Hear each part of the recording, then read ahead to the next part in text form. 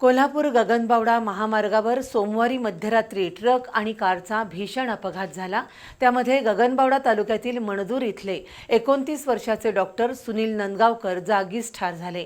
या अपघातामध्ये कारचा चक्काचूर झालाय। गगनबावडा तालुक्यातील मणदूर इथले 29 वर्षाचे तरुण डॉक्टर सुनील नंदगावकर हे कोल्हापुरात खासगी दवाखान्यात प्रॅक्टिस करत होते। रात्रपाळी करून सोमवारी मध्यरात्री 2च्या सुमारास ते पुन्हा गावी निघाले होते। पन्हाळा तालुक्यातील मरळी इथल्या ओढ्याजवळ आल्यावर कोकणातून कोल्हापूरकडे येणाऱ्या एका ट्रकनं कारला धडक दिली। या अपघातात डॉक्टर सुनील नंदगावकर जागीच ठार झाले, तर कंटेनर दुसऱ्या बाजूच्या रस्त्याकडेच्या भरावात घसरला। दरम्यान रुग्णवाहिका वेळेवर उपलब्ध झाली नसल्यानं आज पहाटे नंदगावकर यांना रुग्णालयात आणलं, पण त्यापूर्वीच त्यांचा मृत्यू झाला होता। अत्यंत प्रतिकूल परिस्थितीमध्ये सुनील यांनी वैद्यकीय शिक्षण पूर्ण करून साळवण इथं दवाखाना सुरू केला होता।